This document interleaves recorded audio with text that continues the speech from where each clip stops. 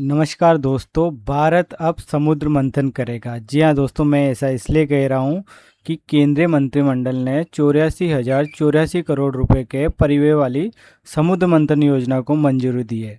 31 जुलाई 2026 को पीआईबी की ये न्यूज़ है और केंद्रीय मंत्रिमंडल के द्वारा समुद्र मंथन योजना को मंजूरी दी गई। हमारे प्रधानमंत्री श्री नरेंद्र मोदी की अध्यक्षता में केंद्रीय मंत्रिमंडल ने समुद्र मंथन राष्ट्रीय अपतटीय अन्वेषण योजना को मंजूरी दी है। यह पेट्रोलियम और प्राकृतिक गैस मंत्रालय की एक केंद्रीय क्षेत्र की योजना है और इसके लिए वित्त वर्ष 2026 से लेकर 2030-31 तक कार्यान्वयन अवधि रहेगी इसकी। और बजट जो रखा गया है 84,084 करोड़ रुपए की राशि मंजूर की गई। ये आपको ध्यान रखना। अब हम इस वीडियो में जानेंगे कि समुद्र मंथन क्या है, हमें समुद्र मंथन की ज़रूरत क्यों पड़ी और समुद्र मंथन क्यों कहा गया, पौराणिक कहानी क्या है, सरकार किस तरह से इस योजना में बजट आवंटन करेगी, कितने चरणों में पैसा दिया जाएगा, साथ में जानेंगे कंसर्न क्या है और इस समुद्र मंथन से को लेके क्या चीज़ें आ सकती है। साथ में जानेंगे यूपीएससी ने किस तरह से प्रश्न पूछा है या पूछ सकती है और आरएस जो एग्ज़ाम आने वाला है आरएस प्री में यहाँ से कैसा प्रश्न बन सकता है। तो ये सब इस वीडियो में जानेंगे। आप वीडियो को पूरा देखना।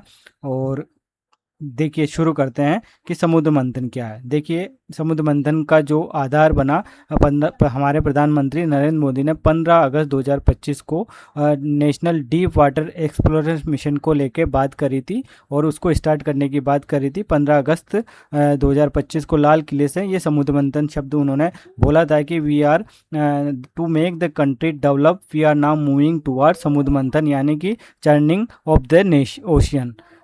तो ये वाली बात है। 15 अगस्त 2025 से डीप ओशन मिशन के तहत, national deep water exploration mission के तहत इस बात की नींव डाली गई और India gateway to the ocean floor, इस तरह से बात आई थी। और उसी का नतीजा है कि आज केंद्रीय मंत्रिमंडल ने इस मिशन को, इस प्रोजेक्ट को शुरू किया है। तो देखिए समुद्र मंथन क्या है। 31 जुलाई को केंद्रीय मंत्रिमंडल ने national offshore exploration mission, offshore का मतलब होता है जो तटीय इलाका होता है हमारे भारत का, समुद्र के नीचे हम एक्सप्लोरेशन करेंगे। एक होता है ऑफशोर, एक होता है ऑनशोर यानी कि भूमि पर। तो जिसका कुल प्रावधान ये रखा गया है 84,084 करोड़।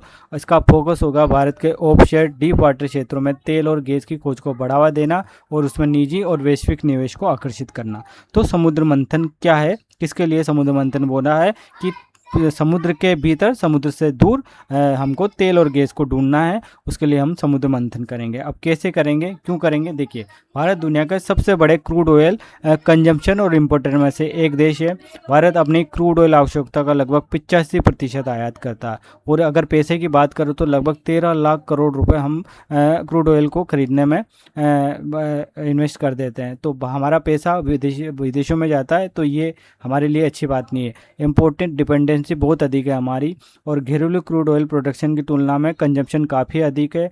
इसलिए एनर्जी सिक्योरिटी भारत की अर्थव्यवस्था और रणनीतिक नीति का महत्वपूर्ण मुद्दा है और उसी को मद्देनज़र रखते हुए हमारी ऊर्जा सुरक्षा की बात है। हमको ऊर्जा सुरक्षा को सुदृढ़ करना, उसी के लिए हम समुद्र मंथन करने जा रहे हैं। तो हमने देखा कि समुद्र मंथन क्या है और भारत क्यों समुद्र मंथन करेगा। अब देखते हैं कि भारत समुद्र मंथन कैसे करेगा।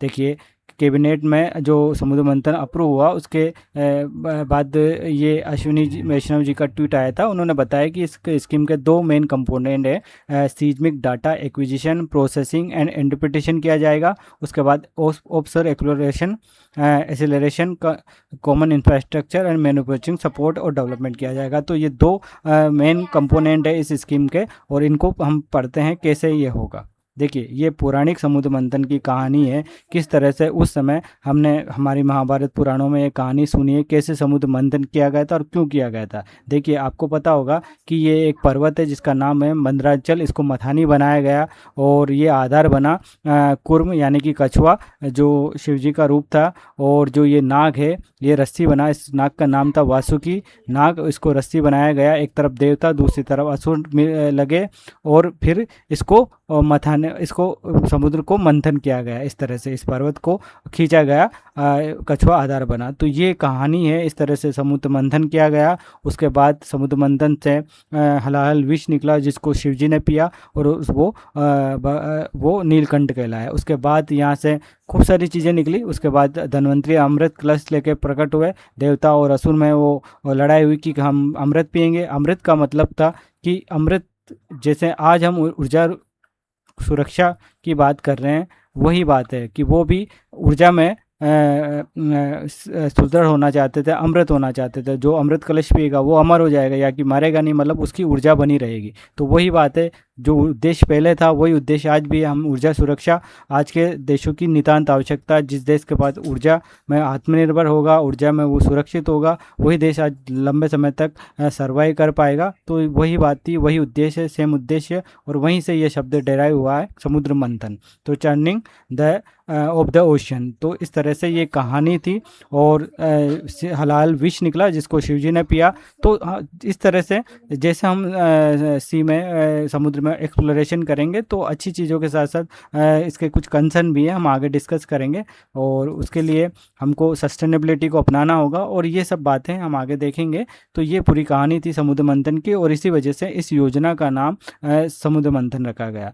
तो ये हमारा एक्सक्लूसिव इकोनॉमिक जोन है, जहां हम एक्सप्लोरेशन करेंगे हमारे हाइड्रोकार्बन का। देखिए, हमारे कई सारे नदी बेसिन यहाँ आके मिलते हैं, और नदी बेसिन अवसाद लेकर आते हैं बहुत सारा, और लगातार लंबे समय की एक प्रक्रिया होती है अवसादीकरण से, और जो जैविक पदार्थ जमते रहते हैं। और काफ़ी लंबे समय से जो समुद्री इलाका है वहाँ पर खूब सारे जंगल और पहाड़ होने की बात है। तो इस तरह से एक करोड़ों वर्षों में अवसाद जमा होते रहते हैं, जैविक परतें जमा होती रहती है, और उसके बाद वहाँ हाइड्रोकार्बन बन जाता है, और उसी हाइड्रोकार्बन हमको क्रूड ऑयल और गैस के रूप में प्राप्त होता है। तो ये अवसादीकरण की प्रक्रिया के द्वारा इस तरह से क्रूड ऑयल बनता है, कार्बन का जमा होता है, जैविक परतों के रूप में वो बनता है, और वहीं से हमको इस तरह से हमको क्रूड ऑयल मिलता है। तो ये एक तरीका है।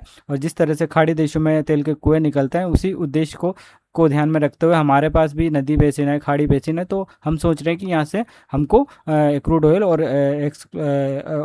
गैस में प्राप्त हो सकती है, उसी को ध्यान में रखते हुए यहाँ पर अन्वेषण किया जाएगा। तो ये एक्सक्लूसिव इकोनॉमिक जोन का कंसेप्ट है, आपको ध्यान रखना है। देखिए किस तरह से पूरा प्रोसेस किया जाएगा, उसके स्टेप हम देखते हैं। 4 स्टेप में प्रोसेस होएगा। सबसे पहले सर्वे किया जाएगा, उसके बाद स्टडी की जाएगी, उस सर्वे से जो डाटा मिलेंगे, उसके बाद ड्रिलिंग की जाएगी, और उसके बाद इंफ्रास्ट्रक्चर को डेवलप किया जाएगा। तो चारों स्टेप पढ़ते हैं।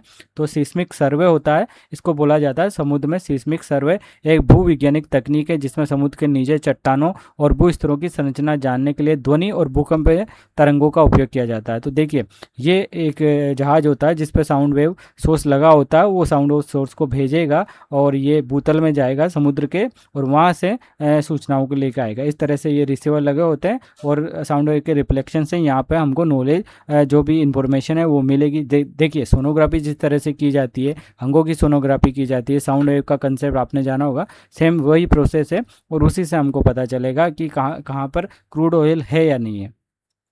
अब उस डाटा को, जो सिस्मिक सर्वे से डाटा मिलेगा, उसको एनालिसिस किया जाएगा, और पता लगाएगा कि कहाँ पर चट्टानें हैं, भूमिगत चट्टानें, और कहाँ पर संभावित तेल गैस का भंडार है। देखिए, आपने मटकी खरीदी होगी, कभी आप मटकी खरीदने गए होंगे, तो आपने इस तरह से इनको इस तरह से बजा के देखा होगा। देखिए, अगर आप बजाने पर थप थप की आवाज़ आती है, इसका मतलब कहीं छेद है, टूटी फूटी है। लेकिन अगर टोन की तरह टोन निकल कर आता है, तो इसका मतलब मटकी एकदम परफेक्ट है। तो वो साउंड से हमको पता लग जाता है कि कहाँ पर चट्टान है और कहाँ पर तेल गैस के भंडार है। तो ये प्रोसेस हम डाटा एनालिसिस में करते हैं, कंप्यूटर के जरिए ये सब किया जाएगा, और उस डाटा को जो सिस्मिक सर्वे से आएगा उसको एनालिसिस करके आसानी से पता चल जाता है कि तेल गैस के भंडार कहाँ पर है। तो उसके बाद वाला प्रोसेस है मोबाइल ऑफशोर ड्रिलिंग यूनिट। पता लगाने के बाद हमको ड्रिलिंग करनी होगी, और ड्रिलिंग करने के लिए इस तरह से हवाई जहाज के में एक पूरा एक सिस्टम होता है, एक ड्रिलिंग यूनिट होती है, उसके थ्रू ड्रिलिंग किया जाता है। तो ये आप देखिए चित्र में, इस तरह से ड्रिलिंग की जाती है, और उसमें काफ़ी सावधानी बरती जाती है, क्योंकि ऑयल और गैस के लीक होने का खतरा रहता है। तो वो अच्छी टेक्नोलॉजी का इस्तेमाल किया जाता है, और एक पूरा प्रोसेस है। तो आपको ये ध्यान रखना है क्या होता है मोबाइल ऑफशोर ड्रिलिंग यूनिट। ये इस तरह से ड्रिलिंग की जाती है, जिस तरह से ज़मीन पर हेडपम्प से खुदाई की जाती है, हेडपम्प लगाया जाता है, तो वही वाले प्रोसेस से ड्रिलिंग करके ड्रिल पाइप डाल के उस तरह से वहाँ से हमको गैस और ऑयल को एक्सप्लोर करना है। इस तरह का प्रोसेस होता है। और उसके बाद परमानेंट इंफ्रास्ट्रक्चर बनाया जाएगा ताकि हम उसका लगातार दोहन करते रहें, लगातार समुद्र से तेल और गैस हम निकाल सकें। इसके लिए इस तरह से पाइप की व्यवस्था की जाएगी और उसको क्रूड ऑयल रिजर्वेयर तक पहुंचाया जाएगा और फिर वहां से उसे रिफाइनरी ले जाया जाएगा, जहां से रिफाइनिंग होने के बाद हमको पेट्रोल और डीजल मिलेगा और गैस मिलेगी। तो ये सारा प्रोसेस है, किस तरह से हम इस पूरे प्रोसेस को करेंगे। सीस्मिक डाटा एक्विजिशन, प्रोसेसिंग और interpretation, offshore exploration, acceleration, common infrastructure और मैन्युफैक्चरिंग सपोर्ट, ये दो मेन कंपोनेंट है। इन दोनों मेन कंपोनेंट को किस तरह से हम एक्सप्लोर करेंगे, किस तरह से इनको धरती पे लाया जाएगा, ये 4 स्टेप में मैंने आपको बताया। तो इस तरह से ये प्रोसेस है, देखिए। और उसके बाद देखते हैं कंपनियां वो हैं जो यहाँ पे एक्सप्लोरेशन का काम करेगी। ओएनजीसी ये भारत की प्रमुख ऑफशोर ऑयल ऑयल गैस और एक्सप्लोरेशन कंपनी है। ऑयल इंडिया लिमिटेड है, रिलायंस इंडस्ट्री है, वेदांता लिमिटेड है। और ओएनजीसी यहाँ पर महानदी बेसिन में इस तरह के ऑफशोर ऑयल और गैस के कुएं खोद रही है, तो वो इस तरह की प्रोसेसिंग हो रही है। तो ये भी आपको ध्यान रखना। इन एएनआई एक और कंपनी है जो एक्सप्लोरेशन एक्टिविटी में भागीदार रही है भारत के। तो ये सब चीज़ें आपको ध्यान रखनी है। और की टेकवे क्या है, देखिए। डीप ओशन मिशन लॉन्च हुआ था 2021 में, और मत्स्य 6000 जो एक सबमर्सिबल व्हीकल है, उसका आपको ध्यान रखना है। ये व्हीकल 2 लोगों को, जितेंद्र पाल सिंह और Shri Raju Ramesh, conducted deep dive up to 5000 metre in deep sea against August 2025 में। तो ये फर्स्ट टाइम इस तरह से ये मत्स्य 6000 व्हीकल लेके गया था इन दोनों लोगों को। तो आपको इनको नाम भी ध्यान रखना है और किस तरह से टेक्नोलॉजी डेवलपमेंट होगा इस मिशन का। और ये मत्स्य 6000 है, ये एक सबमरीन है, समुद्रयान प्रोजेक्ट के तहत इसरो ने इसको डेराइव किया है। देखिए, मत्स्य 6000 भारत का एक मानवयुक्त गहरे समुद्र में जाने वाला सबमर्सिबल है, जिसमें National Institute of Ocean Technology NIOT ने द्वारा समुद्रयान मिशन के तहत इसको विकसित किया गया था। आपको ध्यान रखना है एनआईओटी कहाँ पर है, चेन्नई में है। तो ये भी आपको ध्यान रखना है। और राजू रमेश एंड जतिंदर पाल सिंह, इन 2 लोगों के नाम याद रखना है। ये इंडियन एक्वानॉट हैं जो इन्होंने डीप डाइव की थी समुद्र के अंदर लगभग 7 घंटे तक। और व्हीकल का नाम क्या था, मत्स्य 6000। तो इस तरह से इन चीज़ों का भी आपको ध्यान रखना है। और देखिए, यूपीएससी ने प्रश्न पूछा, कंसर्न है ये बात का कि जो हम जीवाश्म ईंधन पर हमारी निर्भरता बढ़ती जा रही है, हम हाइड्रोकार्बन अन्वेषण करते जा रहे हैं, उसके क्या ड्रॉबैक है। देखिए, उस उष्णकटिबंधीय पीठभूमि है, विश्व की सबसे बड़ी उष्णकटिबंधीय पीठभूमि है, जो जीवाश्म ईंधन से होने वाले लगभग 3 वर्ष के वैश्विक कार्बन उत्सर्जन को धारण करता है और जिसके संभाव्य विनाश से वैश्विक जलवायु पर प्रतिकूल प्रभाव पड़ सकता है। इनमें से बताना है कि वो सबसे बड़ी उष्णकटिबंधीय पीठभूमि कौन सी है। तो देखिए, Amazon basin, Congo basin, Kikori basin और रियो डेला प्लाटा बेसिन। ऐसे ही हम कावेरी, गोदावरी, महानदी बेसिन में हाइड्रोकार्बन अन्वेषण करेंगे। और जितना भी जो जीवाश्म ईंधन है, जीवाश्म ईंधन के रूप में वो वहाँ पर हाइड्रोकार्बन है, उसे बाहर लेकर आएंगे, तो वो वैश्विक कार्बन उत्सर्जन का कारण बनेगा और उस पर जलवायु पर प्रतिकूल प्रभाव पड़ेगा। तो ये सब चीज़ें हमको ध्यान में रखनी है और सस्टेनेबिलिटी को अप्लाई करना है। देखिए, सस्टेनेबिलिटी का मतलब होता है कि हम हमारी आज की आवश्यकताएं भी पूरी हो जाए और भविष्य के लिए भी वो चीज़ें बनी रहे। तो इन सब चीज़ों का हमको ध्यान रखना होगा इस मिशन के तहत। मूलभूत आवश्यकताओं को पूरा करते हुए, तो देखिए यूपीएससी का प्रश्न आया तो इसी तरह से समुद्र मंथन से भी प्रश्न बनाया जा सकता है। देखिए, आधुनिक संदर्भ में समुद्र मंथन शब्द का सबसे उपयुक्त अर्थ क्या है, समुद्री जल का बड़े पैमाने पर शुद्धिकरण, समुद्र के नीचे संसाधनों की वैज्ञानिक खोज और अन्वेषण, समुद्री सीमा का सैन्य सर्वेक्षण और समुद्र में कृत्रिम द्वीपों का निर्माण। तो इसका सबसे अच्छा ऑप्शन है, आंसर है समुद्र के नीचे उपलब्ध संसाधनों की वैज्ञानिक खोज और अन्वेषण। तो ये प्रश्न था, आपको ध्यान रखना समुद्र मंथन क्या है। इस शब्द को आपको ध्यान रखना है क्योंकि ये बहुत ही अच्छा कीवर्ड है और इसको लेके यूपीएससी और आरएस में प्रश्न आ सकता है। तो इस तरह से और समुद्र मंथन में किस तरह से जो बजट आवंटन किया जाएगा, लगभग 60 कुएं खोदे जाएंगे और लगभग 60 कुएं खोदे जाएंगे और लगभग 575, 1 मिनट में आपको देख के बताता हूँ।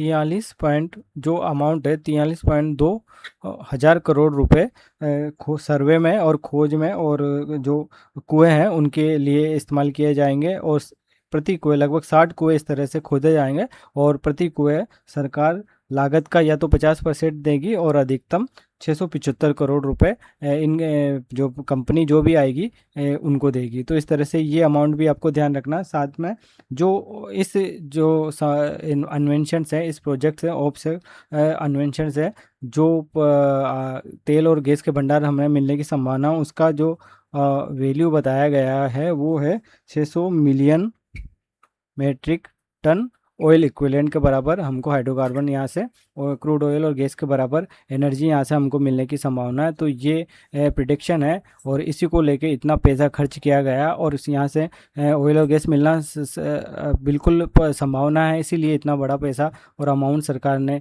खोज की और केंद्रीय मंत्रिमंडल ने इस योजना को मंजूरी दी है। तो ये बहुत बड़ी बात है और बहुत अच्छा प्रोजेक्ट है, हमारे एग्जाम के लिए भी महत्वपूर्ण है। तो आपको ये ध्यान रखना है। अगर आपको वीडियो पसंद आए तो आप इसे चैनल को सब्सक्राइब कीजिए, अपने दोस्तों तक शेयर कीजिए जो घर बैठ कर तैयारी कर रहे हैं आरएस की। Okay, thank you so much.